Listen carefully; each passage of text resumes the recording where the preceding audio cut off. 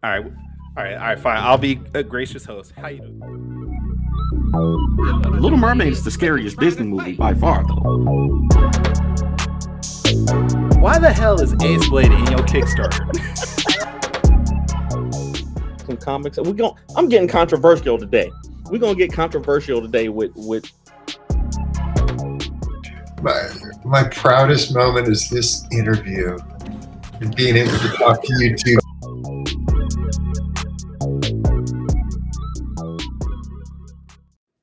Oh, ladies and gentlemen, boys and girls, children of all ages, Taurus Comics in collaboration with Fourth Wall Productions respectfully brings to you the 105th episode of the Four Tales podcast. I'm your host, Kyron Silva from Taurus Comics. Across the way is the lilac lyricist of Ace Blade, Danny J. Quick.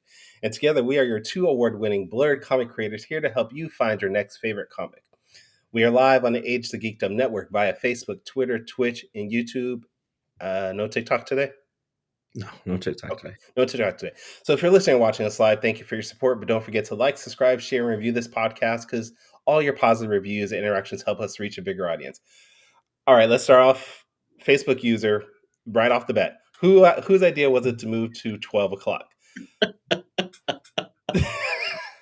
So if you haven't realized it, if you're watching us live, immediately the question comes in. Dang, man, everybody got used to it. William Weathers, okay, y'all running late, or is this a new time? Yes, this is our new time going forward. This is the new time. Danny had some free time open up, and I was tired of waking up at 6 o'clock every morning. So this time right here is our new time going forward. So we are not late. We didn't forget. This is it. This is it. This is the new time. Hopefully this will help out with some of our West Coast guests. Yeah, that we haven't been able to get recently because of the time difference. So, 12 o'clock p.m. Eastern Standard Time. Let's do it. Do you know I still woke up at 6 o'clock this morning? I would. Your body is gonna do it probably the next 2 times, but you'll get used to it. You'll set your measure, push your alarms back, and I did. You'll be fine in about 3 weeks. You'll be okay. Okay, all right, but okay, Facebook user. I don't know who you're saying who you are. I'm sorry, but what's up, man? What's up, you? How you doing, by the way? I'm doing good, man. I'm feeling better than last week, and we launched a Kickstarter. We got a pretty good start, and I'm happy. The Lakers won last night, so do you guys have a beam to light? These are good. We don't have a beam to light, but No. Every win counts. I'll just say that we beat the Spurs, which is not a amazing feat, but a win is a win. I guess you say. Damn. You beat the Spurs too? Yeah. Okay. Yeah. Okay. We just beat them too, so they just going through the West Coast with a bunch of L's. Is that? Yeah. Mm-hmm. All right. So we don't want to glaze over that one sentence you just mentioned that you launched a Kickstarter. Which, if you saw us live on Thursday, that was the Bequest limited edition hardcover. Yep. Absolutely. How's that going? It's going all right. We're right at 25% funded in the first couple of days, and we got some ideas to keep it pushing. But our guests plural, our guests also are running a Kickstarter, we're excited to talk to them about all the great things that they've been doing too. All right. Well, since you want to just jump into it, let's do it. Let's bring them on. We have Matt Knowles, and I don't know if he's supposed to be frozen. I'm absolutely not frozen. I was just posing, man. It's what he does. It's what he does. Yeah. So we have Matt Knowles, Steph. How you guys doing today? Doing good. So I got to ask you guys a question real quick before we can jump in. I need more explanation on the whole lilac lyricist thing, man. That I was like, that's what I'm talking about. Give me an explanation on this lilac lyricist thing. Okay, so every episode I do a description like I did, and I change that up. Danny's favorite color is purple, so I try to find a synonym for purple for every episode. And he's the writer of the book Ace Blade, so I try to find a synonym for writer for every episode. So it changes up every week to something different. Yeah. for That sure. was some good stuff. I'm rolling with the lilac lyricist thing there. That's I've good. now done that for about 80 different episodes, so it's been pretty. I've had My to favorite reuse a couple here and there. There are only so many ways you can say purple. I'm sorry. Yeah, true. But thank you guys for coming on. Real quick, if you could, for anybody who isn't familiar with you and your work, Matt and Steph, just give us a quick introduction to who you are and the project that you're working on, projects that you worked on in the past, and what you're launching right now. Yep. Sure. So right now we've got Heirs of Isildur, the Perilous Prospects, books 1 through 3 on Kickstarter. We've got 5 days left. We are just under minimum funding. That's Kyron doing. Kyron literally told people the other night, do not get it to minimum funding until they get on our show. This is the real truth. He did say that. So let's make sure that we don't make Kyron a liar. You know what I'm saying? Kyron has said this. He's giving you guys a call to action. Let's get us minimum funding while this show is happening. Heirs of Isildur is where steampunk comics and metal collide. I'm a metal musician. We do have metal music that's attached to it. There's going to be a brand new Heirs of Isildur metal song that goes along with the campaign. This issue is one that we can talk about a little bit more as the show goes on, so we don't front load the entire show with the whole pitch for the issue. But we're really excited about this. That's one of our homage covers that we are super happy about. We got to do a Nightmare Before Christmas homage, one of Steph's favorite movies. It's the next one in the series. We've done Metalocalypse, Death Clock, Stranger Things, Nightmare Before Christmas. We even go back a little bit. We had Walter Osley do a Garbage Pail Kids homage set for us for a previous issue. But we've done Tales from Nocturnia, I Am Keto. We have Misfits Clubhouse, which is an all-ages title on Scout Comics. But our main anchor title is Heirs of Isildur. Wow. You guys have a lot going on. And how does this work, the dynamic between two of you guys when it comes to producing a book? I'm going to let you take that one, Steph, since I just ran my mouth. It's a lot of work because we are bi-coastal. Matt's in Florida, and I am, like you, Kyron, I'm in California. So I actually appreciate the later start time because I would not have been able to make it otherwise. And just full disclosure, anybody that's like, what the heck is going on with Steph? I'm in full running gear. I run all the time. I run on Saturdays. There was no time to get up early, run, and make myself presentable. So this is what you guys are getting is post-run Steph today. But that's fine. You still look better than Danny and I, so it's cool. Yeah. And I also have to say, Kyron and I, both Niner fans, so we are still in mourning.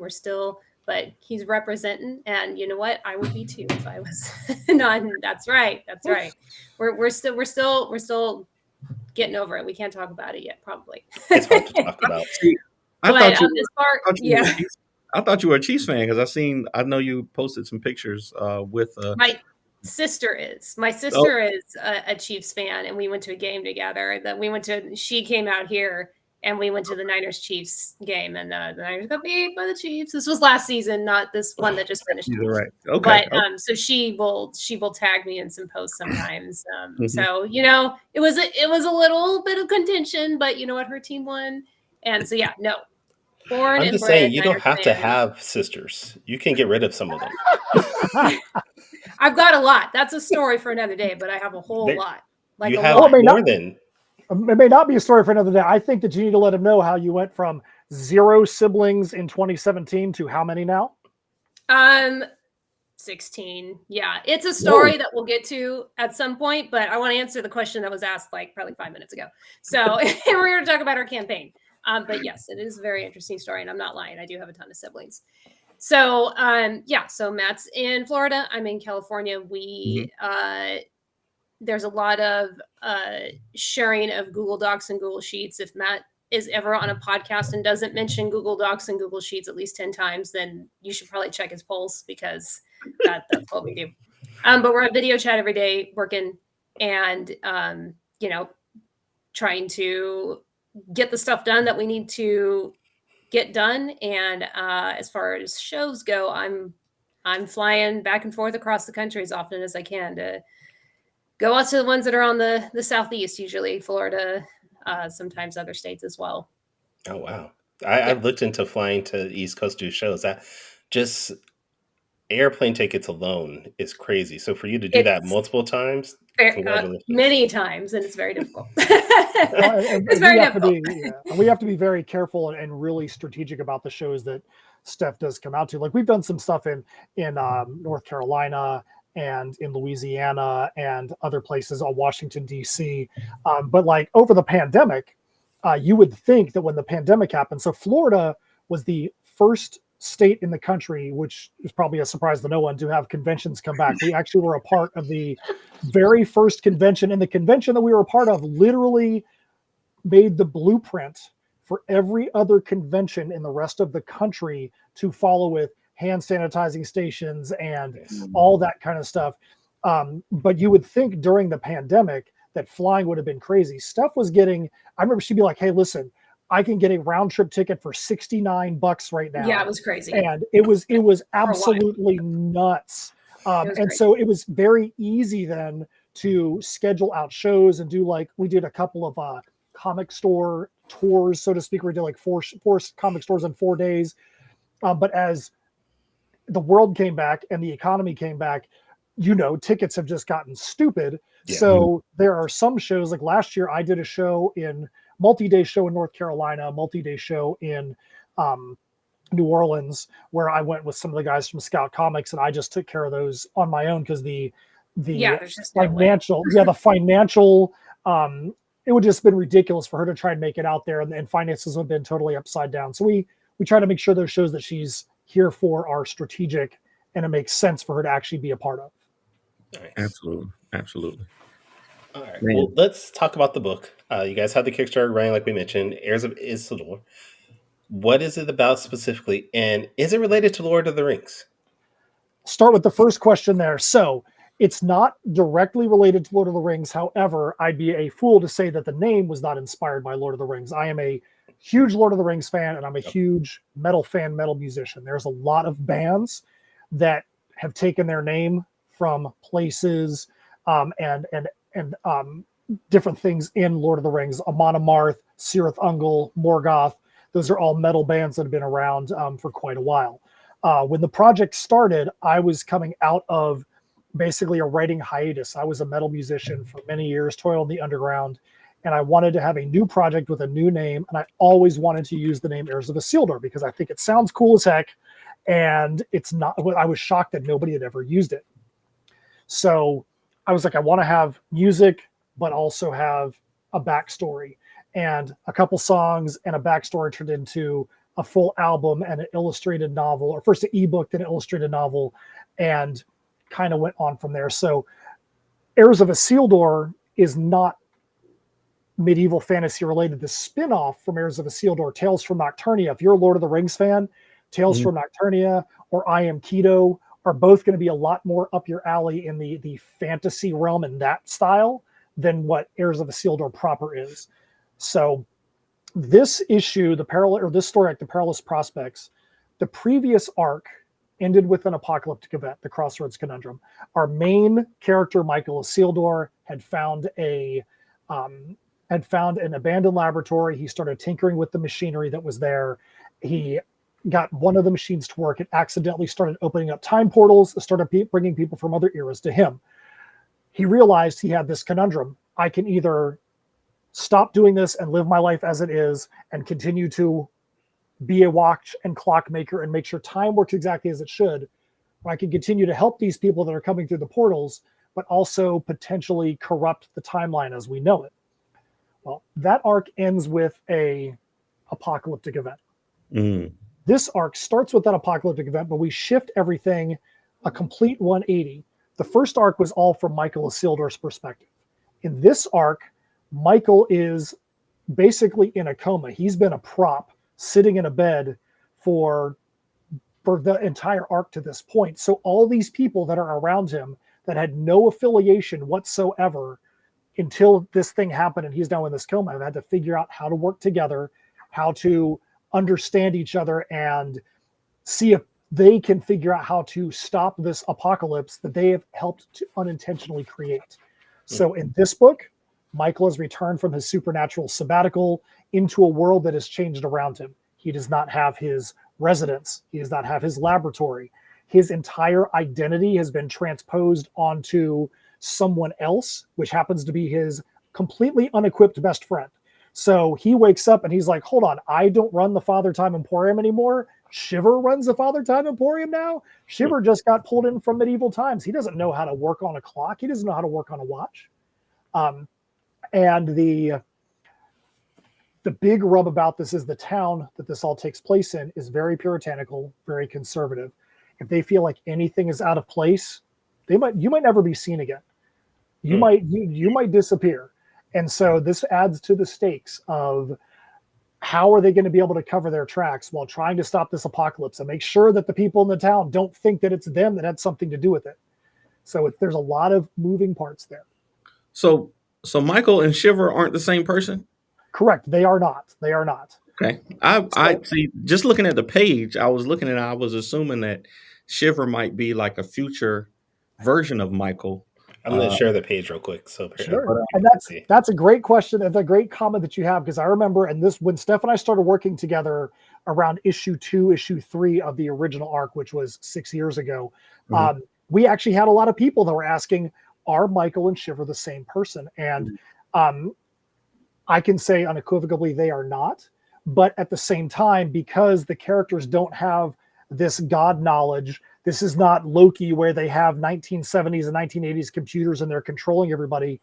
They don't know truly, is this a singular timeline? Are they from a multiverse? Whatever it is, all they know is they are now there together. There's no way for them to not be together. And they need to figure out how to move forward in life through this apocalypse, because for some reason, fate has brought all these lonely individuals together now to form this group and this bond. Okay. All right. I don't believe you, but I'm going to read and find out for myself.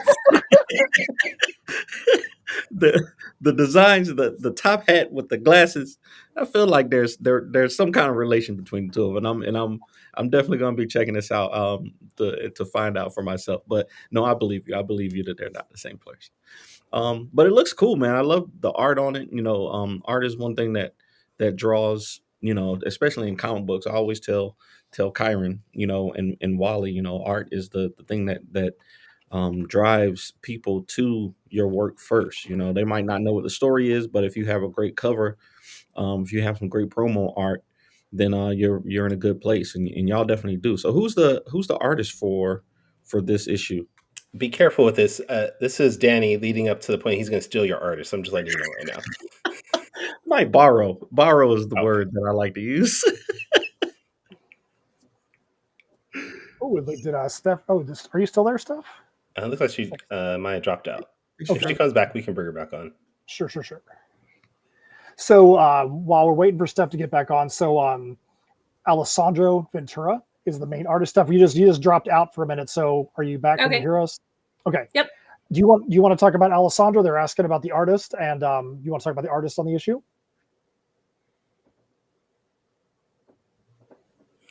It looks like she's frozen.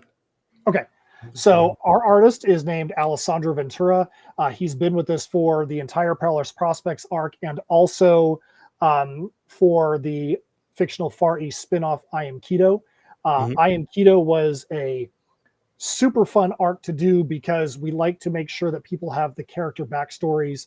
When we were putting the Perilous Prospects together, we always knew we wanted Keto to have a separate story. We thought the Keto arc was going to just be maybe a 10 to 12 page bonus section when we got to the trade paperback. But as Steph and I started creating that story, we were like, man, there's a lot of meat on this bone. This is going to be a whole nother universe that's going to be super, super fun to go explore in. And next thing you know, we've got an 80 page, mini graphic novel that we did for that character. So Alessandro was the artist for all of those issues. This is the 4th issue now that he's done for us. Our colorist from I Am Keto, Alan Emanuel, has now stepped in as the full-time colorist for Heirs of Isildur. We started working with Alan on one of the Holiday Spirits Volume 2 for Orange Cone Productions. He did the coloring on that story, and Steph and I were blown away with what he was able to do with that. And so we always knew we wanted to work with Alan. Awesome. With so many moving parts, have you ever thought about doing like a source book for each of these series? Absolutely. The first thing that we did as a very small thing is we were asked a week and a half ago to make sure that we had a reading order. So people understood, if I just want to jump in right now, my name is Danny Quick, and I want to jump right in right now and understand and have fun with this story. Where do I start? If I want to get the Perilous Prospects extended arc with I Am Keto, where does that slot in? And then kind of extending all the way back. We've had people that are like, I want to get every PDF you guys have ever done. Show me the best order to read them in, and that's what we do. But as a source book, we kind of, with every issue we do, we have a section called Expand and Understand. And we put it at the end of the issue, and we try to make sure that it explains little things with the characters that you may not have picked up on in the story, where the characters are at that point. And the reason why we put it at the end of the story is because we don't want to spoil things that are happening in the issue, especially with character reveals. We did it with Tales from Nocturnia, which is our medieval fantasy story. And we put it at the end because there are some characters that didn't even come in, weren't even revealed to the last issue.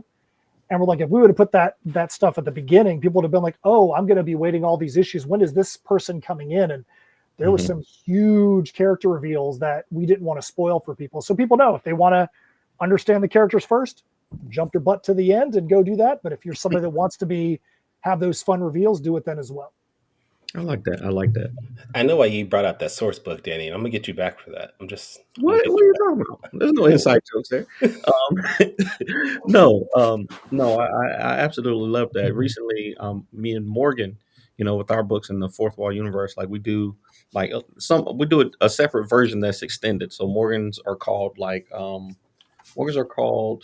extra credit. And we have the regular version of the comic, and then we have an extended version with extra pages and things like that we charge a premium for.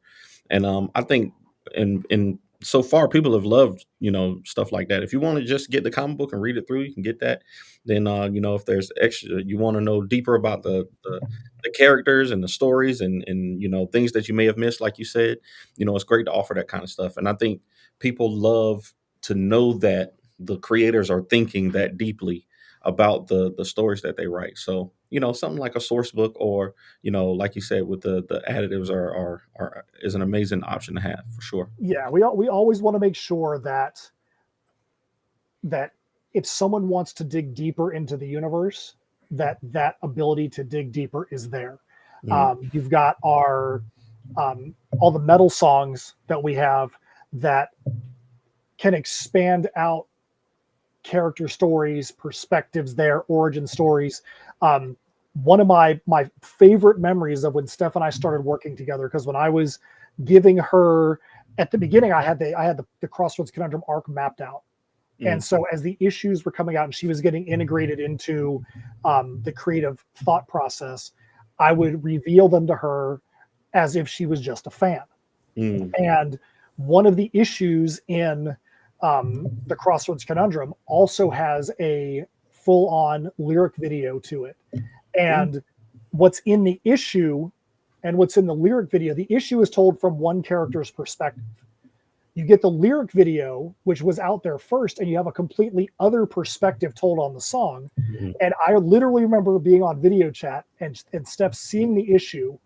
She got up from her chair, she backed up, she ran down her hallway, came back, she's like, I have no idea what's going on. This is crazy. Like she quickly saw that how it was communicated from this view and the way this other character was communicating it to kind of, maybe the guy was a bad guy, but when he's now communicating it to people that don't really know the situation, he was painting it in a whole different light.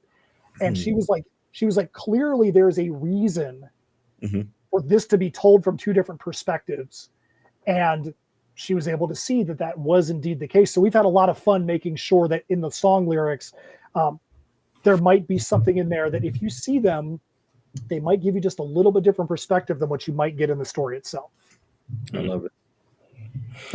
Now, I got a semi-connected question, but it's also an overarching question. You guys have a lot of interesting names in your titles: Isildur, Nocturnia, Keto, and I am someone that enjoys a good, unusual name, Saw the Lightning Wielder. What is the reasoning behind having so many books that are, I don't want to say difficult to pronounce, but unusual names? Like, is there a particular reason for that? That's all Matt. That's all him. Google search. I believe. I mean, you look back to even and forgive me for even saying this, because one band I was not a fan of back in the '80s was Def Leppard. Not a fan of Def Leppard at all, but there was a marketing reason. Band, so you might not be able to come back. I can tell the Lilac lyricist over there is a Def Leppard fan. But psychologically, if you look at their name, it is misspelled. Mm-hmm. So if you know Def Leppard the way it is spelled, there is only one Def Leppard. Right. You cannot get them confused with something else. And I've always been, I want people, if they go to find Heirs of Isildur, if they go to find Tales from Nocturnia, there's only going to be one. There's not going to be multiple different things they're going to get confused with. That's like for Misfits Clubhouse. We had to be very careful, and we misspelled the word Misfits with a Z, because if you don't spell it with a Z, you're going to be getting literal, like the biker gang. You're going to get the biker gang's clubhouse that the biker gang goes and hangs out with. So we wanted to make sure, we always want to make sure that there's something that's unique that makes that title something that is not out there in the rest of the world. Yeah, I think that's very smart. Like, especially with all the search engines in the world right now, if you have an audience, and I realized this with Ace Blade pretty quickly. Like, even Ace Blade, there's different things that are Ace Blades out there. Like if you search Ace Blade right now, you'll probably see something from Ultraman back in the day. But thankfully, I've put out enough content. Don't do it, Kyron. Don't do it right now. I'm doing it now. You brought that up. I love Ultraman, so I'm doing it. But thankfully, I've put out enough content now at this point that, Ace Blade is one of the at least top 5 things that come out. So even, with the new characters and stuff that we're creating, we'd like to keep that in mind. So I think that's a smart thing. Okay, I need an Ace Blade variant with the Ultraman Ace Blade now. I need that now. Sorry, this is dope looking. Oh, I love it. All right. So you guys have been working together for a few years. I forgot where my question was. I'm now thinking about the Ace Blade. Terrible. Terrible. We definitely don't have a title named Ace Blade, so maybe that was your thought. You should. Once this book funds, and you guys are about $150 away, so if you guys can go to the link below that's scrolling there, make sure you back them, because we want to see if we can get them backed and funded before this campaign ends. But once this campaign ends and you guys are funded, what's next for you guys? So oddly enough, we actually just got a message back from the artist that's helping us out with something that's going to be coming up next. Can't really say it now, but we're going to, once we get to the end of the campaign, we'll actually unveil what it's going to be during our end of campaign live stream. We've been working together for a few years, and we've been on Kickstarter now for 4 years, and there's maybe some things back in the day that people just missed and they weren't able to become a part of and partake in those things. So maybe we're gonna make sure that we refresh some things. How about that? And then we'll have another Heirs issue. We are working on some Misfits Clubhouse stuff in the background with our artist Raheel Mohsen, who his bilingual comic that's in a dying Indian language called Dakni. It's actually translated from Dakni to English in that issue as a part of this campaign. So anyone that backs the campaign is going to be basically getting 2 for 1. Steph and I are the first Americans to ever read this issue. So we are, so it's actually really cool. We that's why we were guaranteeing that this is a PDF that nobody's ever had in a campaign. So it's called Mardband, and Mardband is a part of the campaign. So when you get the stuff for this one, you're going to get a digital copy of Mardband. It's a super, super fun title, and it's drawn the same way as Misfits Clubhouse. And we're just super excited about it. Okay. I'm curious. The entire time I've been in the comics, I've been like a physical media person, until recently, like this last probably year and a half, just because I've been reading so much more, I've been getting into digital more. I got my iPad, and I can, especially when people have PDFs that you can download, I can download them and I can just read them at my own leisure. Do you prefer physical over digital, or digital over physical, or does it matter? I know from a space perspective, I'm starting to prefer digital, to be honest, just because we're backing a lot of campaigns. We're backing a lot of fellow creators campaigns. I typically only will buy physical books and comics now if it's like a collector's item or collector's edition or something really nice, a coffee table type thing. Just because I just don't have the real. I mean, I would have, if I could, I would have a library full of just physical comics. But even with prose books now, I'm listening to audiobooks more than I am anything else. It's just easier that way. But I do love and appreciate a really nice book, which is why we always try to do perfect bound with ours, so that there's a nice spine on it. If you want to put it on your bookshelf, it's going to look good there instead of a floppy comic that might just get lost in a pile somewhere. Yeah. Apparently, Steph has seen my pile of comics. There's some of the perfect bounds. That's lovely. I love it. So, so even this one will be perfect bound at 44 pages. We always want to make sure that you can take this thing and when you put it on the shelf, you put it on the shelf and you can, you still can see what it is. You can't normally do that with a floppy. Doesn't mean we don't make floppies and we won't make floppies, but for this series, we want to make sure that you have that on your bookshelf. And then, but also we want to make sure that the title doesn't disappear onto the shelf when you put it up there. That's why we do the music. That's why we have a lot of the different merch, so that way the title can live on past there. And the other thing too about digital over physical, we always say whenever we run a campaign that whatever quote unquote advertising budget that we have, which is basically, there is no such thing as an advertising budget for indie creators, but we say if we're going to have any money we're going to allocate for advertising, we are literally just going to be partnering with other creators to back their campaigns, because word of mouth from another creator, one, is going to be better because that's somebody that's in the same market that you're in. Yep. Facebook doesn't care about your marketing money. That's just going to get sucked up into the machine. But also, let's say that we're getting as a creator, if we're getting physical media and we're paying shipping from the post office and shipping's gone out of control, we could back 3 or 4 campaigns for the cost of one physical book. Yeah. And so that's why we make sure we are backing as many as we can physically, just so the backer count goes up. We're making sure to show love to the other creators that are out there doing their thing. And hopefully when people see us back a campaign and they get that notification, maybe some of our backers and our followers will go there and become fans of yours as well. And we know for a fact that that's happened. We have a couple of our super backers that have told us, hey, I didn't know this series even existed until you did this. And we've had creators be like, dude, I just got a $200 backer. And I'm like, dude, that's one of our super backers, man. I'm like, I'm so glad that they went and did that for you guys too, man, because we've had that happen the other way. And whatever we can pay it forward, we want to. I appreciate that. Absolutely. All right. One last question before we get to quick takes and we get you guys out of here, because Danny's about to pass out from the pain in his back. I can tell. You just don't. It's so bad. Besides books, what else can we get in this Kickstarter that everybody should be backing right now, if possible? Let's get them funded. But what else can we get besides the book itself? Well, we've been starting to get well known for our socks. We've been doing socks for quite a few campaigns now. The socks are great. We always hear great things about the socks. We wear the socks all the time. They're pretty much the only ones that I wear now, and I always wear fun socks. So we've got socks, and we actually have a tier that is, if you just want every sock that we've ever made, and we have a vendor that makes them, obviously, but any sock that we've ever put out, you can get that too, or you can just get one pair, which is the 13 o'clock socks that we're doing. I always have to say that slow so I don't mess that up. But the 13 o'clock socks we have, because those are ones that people have asked us that to do again. Sold out. Yeah, they sold out a long time ago. Yeah. I love it. And are those, one more question about the socks. Are they compression socks? Because they look like the calf high compression socks. Are they just?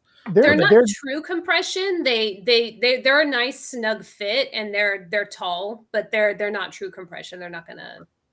Just curious. Yeah. But they're good socks. I mean, one of the things that Steph touched on is that we've been doing socks for a little while now. We were skeptical at first. We didn't want to just be getting something and it'd be like paper mache or toilet paper or something like that. And you get it and be like, well, this is a cool collectible. I'm going to put a thumbtack through and put them on my wall. Yeah, now there's a hole in it 2 days later. Yeah.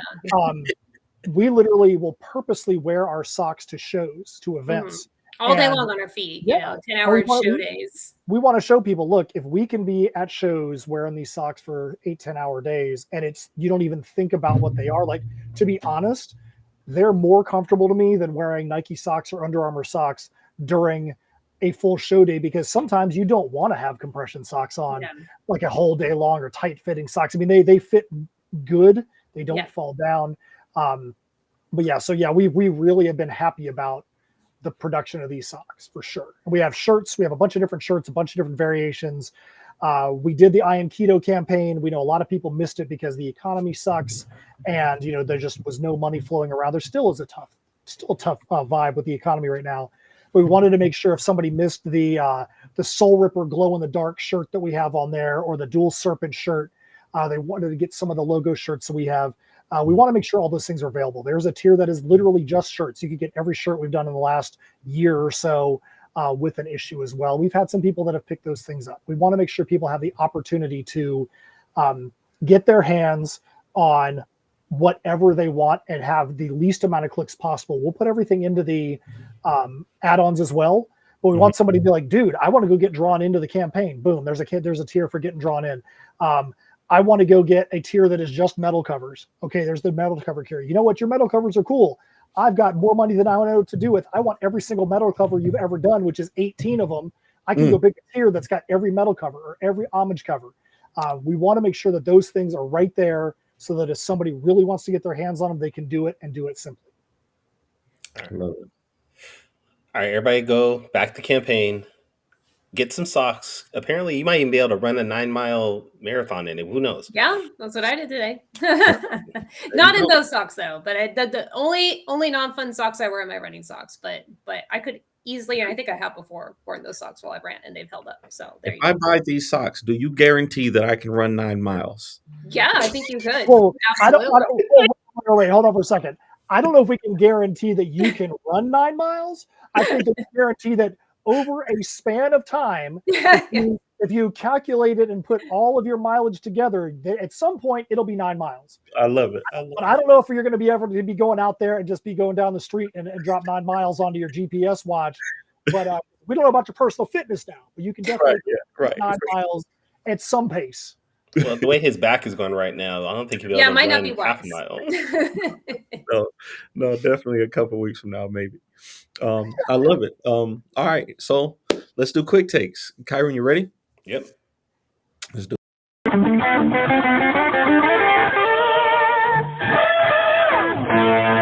quick takes. There we go. All right, so quick takes. If you haven't seen the show before, Quick Takes is a rapid Q&A section where we grill our guests on their deepest, darkest secrets, and try to get you to answer 5 questions at 45 seconds each off the top of your head.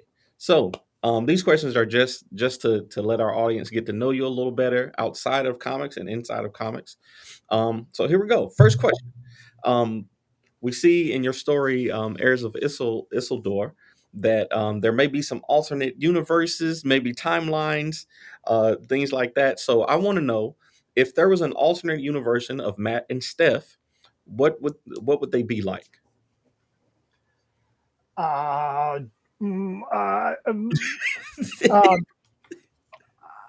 I would think I would probably have better lungs, and I'd be able to be an athlete, and I probably would have not gotten so many concussions in my life, and probably would have made sure that I didn't get 17 broken noses over the course of many years.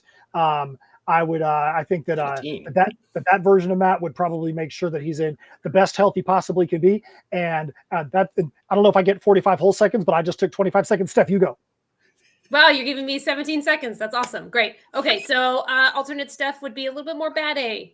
She'd have a little bit of like a Ripley vibe to her from Alien. You know what? I'd have like some big A gun. I don't know if we can swear on this show or not. You can, go ahead. And I would just be kicking butt all over the place. That's what I'm going to say. I love it. Feel free to swear. Danny does it all the time. So okay, cool. Good to know. I never know, so I always want to be careful. So real quick, do we get 45 seconds apiece, or is it 45 seconds combined? Combined, 45 seconds. Okay, I just want to make sure. Wow. Steph, whatever the next question is, Steph, you get first. We're putting you on the spot. This one should be easy, though. This one should be easy. So outside of comics, what is it that you do for fun? Clearly, I run for fun, which people don't understand. They think that that's insane, but that's my Zen moment. That's how I start my days off right. That's when I get to listen to podcasts, listen to audiobooks. I multitask. It's what I do. People don't understand it, but for me, it's I would not be okay if I didn't do it. I love it. All right, I referee soccer games. I've been a referee for 24 years. I've refereed over 5,500 soccer games. Huge football fan. I am a part of one of the biggest college fantasy football podcasts, CFB Dynasty. I'm a co-host of that show during the season. I love Legos. If I had more money, I would have every Lego set known to man. I've got over 100,000 Lego pieces on display in my living room. And yeah, that's it. I love football. Miami Dolphins. Let's go. I'm with you on the Legos. That's something that I wish I could spend more time doing, putting together Lego sets. Me and my I was son. okay up to the point he said Miami Dolphins, and I felt bad for him. Yeah, I feel bad for me too at times, but I'm still diehard. You cut my arm, I bleed aqua and orange. That's what it is. I love it. Okay, this one might be a little tough, but I'm putting you on the spot. But it should be easy because you two seem to have a great chemistry, and I know you've been working together for a while. So I want to know, what is it that you admire most about each other? Ooh, this is a fun question. You go first, Matt. Okay, so I love Steph's energy. I love her attention to detail. When we first started working together, there were certain little nuances I would put into the stories, and I was like, is anybody ever going to pick up on them? And she picked up on them right off the bat. And we had only known each other for a very short amount of time, and I had a very big show that I was about to do, and I needed somebody else to come to the event. And I was like, who is somebody that would be worthy to come? And I asked her, I said, you know what, I trust you more with this title than anybody else. And she ended up making the show, and now we have a freaking LLC together. Love it. I love Matt's ability wait, to... Before Steph starts, okay, you got to give her more time because Matt just took. Yep. So we'll give you the full 45 on this one. Good. I appreciate that. Okay. I love Matt's ability to treat everybody the same. It does not matter who you are. Anybody that comes up to our booth, anybody on the street, anybody in a restaurant or a grocery store, he has a very outgoing personality, but he is going to treat everybody the same. It doesn't matter if you are the janitor at the convention, or you are the convention owner, or you're the president of the United States. He treats everybody with like he's known you forever. And we've had guys that have come up to the booth that are like, we liked you guys because you guys actually talked to us, and no one else would even pay attention to us or treat us like human beings. He is excellent at that, and he's always going to make people feel good about themselves when he talks to them. I love it. So you're saying being nice to people makes them feel good? Yeah, I know, it's weird, right? Odd concept in this world, Only right? people could do that more. I never would have thought of a thing like that. I know, it's a weird concept. I love it. Okay, question number 4. A couple weeks ago, we had on some guests who were veterans in the comic book industry, and we had a talk about there not being a lot of mentors in the space of comics. A lot of stuff that we do as independents, we learn on our own. Yeah. And, that's one thing that might be able to make the industry better. So I would like to know from both of you, is there somebody that you see as a mentor in the comic book space? Is there somebody that you would suggest people to look out for? And if you were going to be a mentor for somebody, who would you be looking out for? Do you want to do 45 seconds for each one? Because that's a lot for them to say in like 20 seconds. Okay. How about this? I'll take the first half of that because I know that the second half of that about mentoring, Steph's got a great answer that can happen about who we mentor. I love it. She has this confused look like, what? The girls. Okay.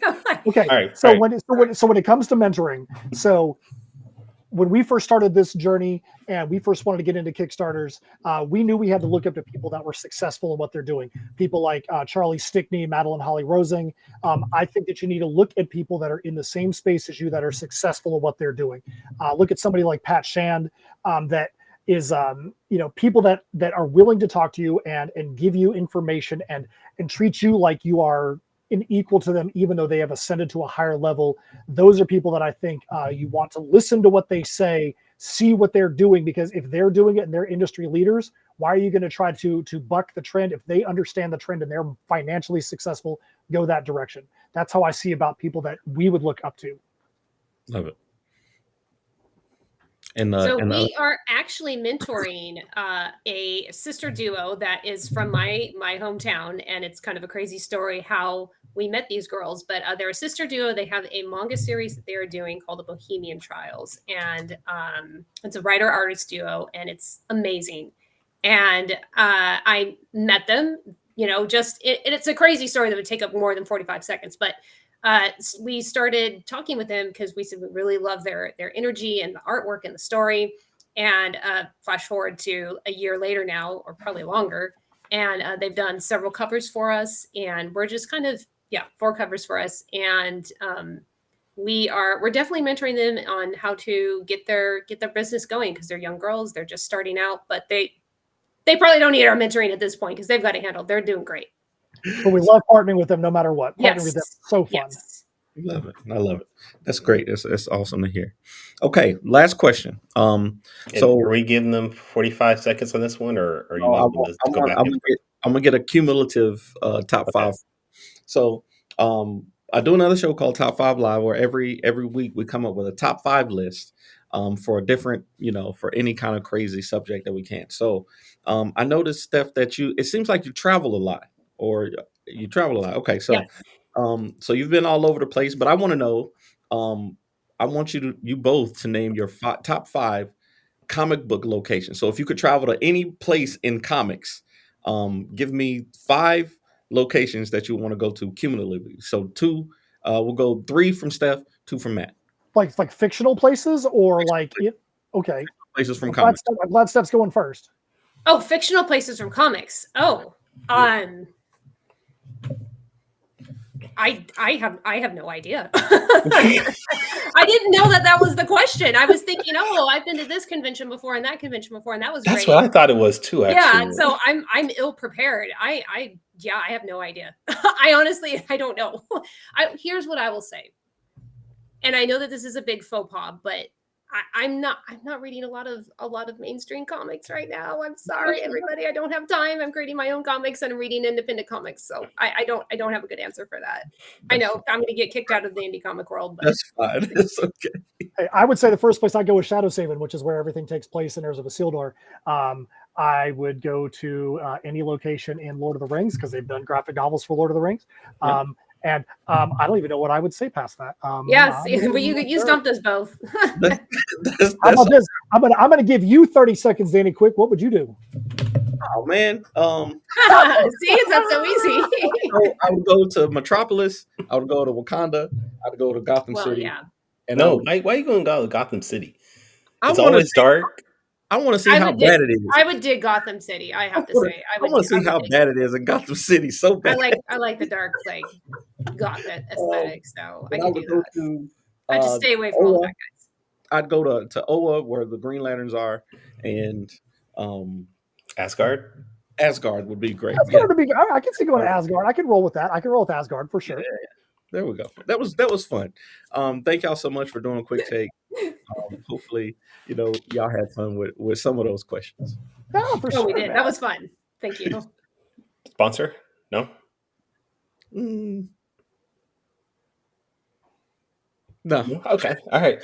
All right. Well, I don't have my medicine. I was going to say Excedrin. Wait. Okay. This week's sponsor is the Mighty Claw source book from Fish Lee Comics. Yeah, go check it out. Absolutely. Right. Love it. All right. That's the end of our show. We appreciate both you guys being on here and allowing us to hopefully get you guys closer to your goal. You did for sure. Yeah, we are $152 away from minimum funding right now. As soon as we can get there, we'll be announcing the first stretch goal, which is going to be super fun. We're now 30 backers away from the second backer count incentive. Cool. We've already got the one we talked about with Mardban.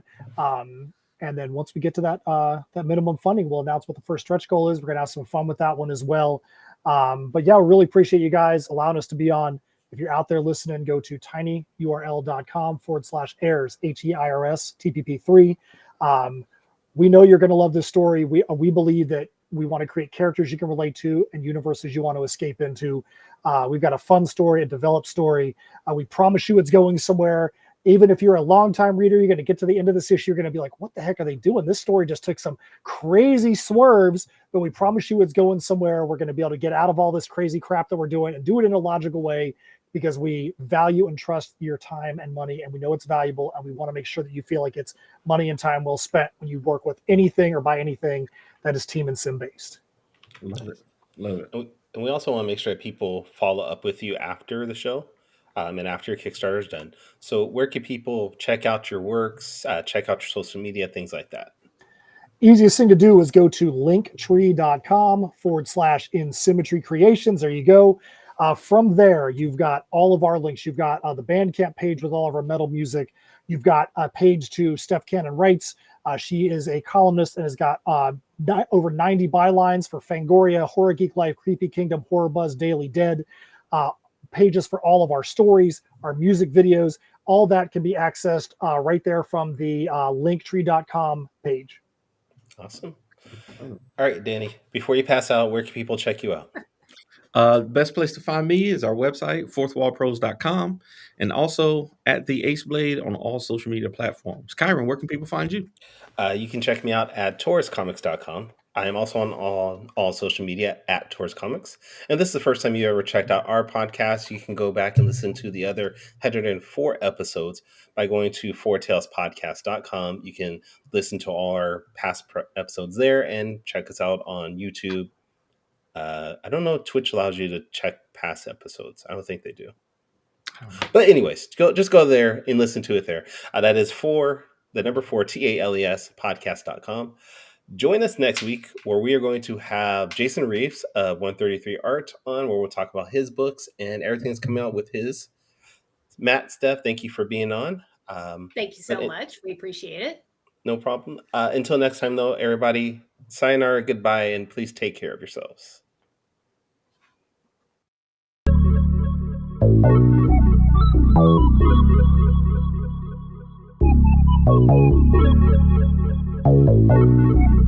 I want to know what it is Quick is trying to say.